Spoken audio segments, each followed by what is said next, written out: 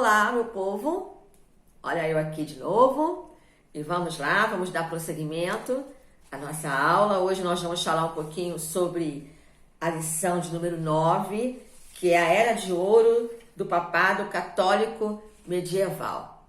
Vamos falar um pouquinho sobre isso hoje. Hoje nós já vamos entrar na era da Igreja Católica, como que a Igreja Católica avançou, até chegarmos lá na frente, na sua queda, onde aconteceu a Reforma Protestante. Mas vamos por partes. Hoje nós vamos falar um pouquinho, na lição 9, nós vamos falar sobre alguns papas. Nós vamos falar sobre qual era o papel do Papa. De acordo com a apostila da lição de número 9, da página de número 60, a sua apostila, que eu aconselho sempre que você deve fazer a leitura dela, procurar pesquisar na sua apostila, nós temos aqui o primeiro Papa, que foi Gregório I. Gregório I.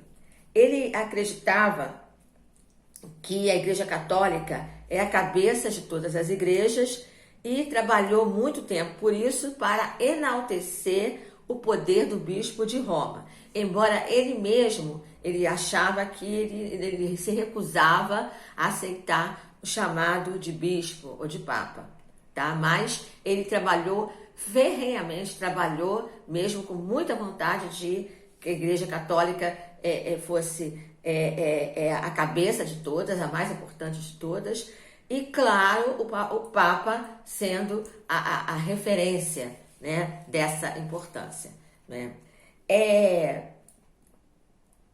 Quando você percebe a questão do Papa, a visão do bispo, qual era a visão, qual era como que as pessoas enxergavam esse líder, alguns fatores fizeram com que esse bispo ou esse Papa ou a figura papal, fosse tão importante na época da Igreja Medieval. Isso você vai encontrar lá na página 61 da sua apostila, que depois você deve ler em casa, como eu falei antes.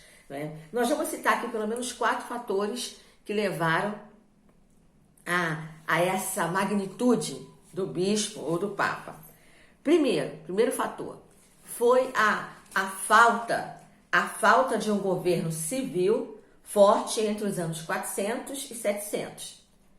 Então, como não tinha um governo civil forte, o Papa ou o bispo, ele representava o governo, ou seja, ele não era só o líder religioso, ele representava o governo. Segundo fator, os papas eles exerciam o poder civil e o poder temporal. Em tempos de alguma calamidade, de alguma guerra, os papas assumiam o governo daquela cidade. Então, se alguma cidade estava em calamidade pública, estava com alguma assolada por algum tipo de situação, quem era o representante da cidade no governo era o Papa. Outro fator, o terceiro, o crescimento da autoridade do Papa sobre os demais bispos. Então, até aqui na nossa apostila, vem falando sobre as tais falsas decretais, que era a maioria dos documentos que eram ditos como fato falsos, mas o objetivo era o quê? Era impor a autoridade, era impor a autoridade papal diante dos demais padres e bispos, tá bom? E quarto, que eram as chamadas missões. Os papas enviavam missionários aos territórios e exigia que essas regiões, que esses territórios alcançados fossem fiéis ao papado.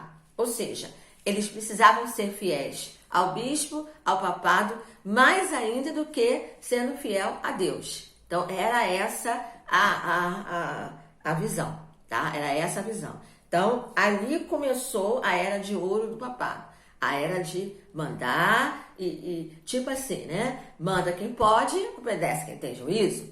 Então, a Igreja Medieval, ela começou por aí, tá? Com o Papa dominando.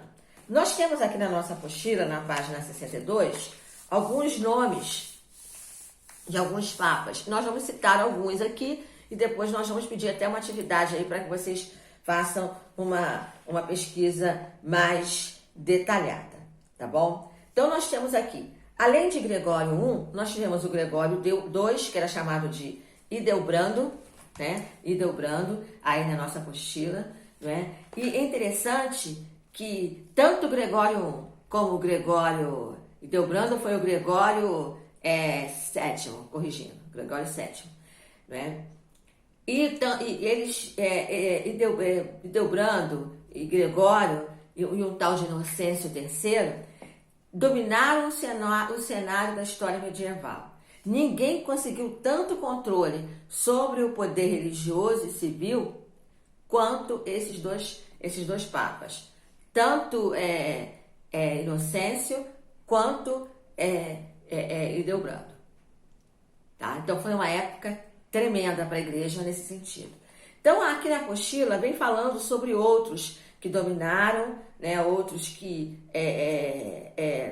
tiveram uma ação direta contra a igreja, tá bom? Até chegarmos no Papa Inocêncio III, esse Papa,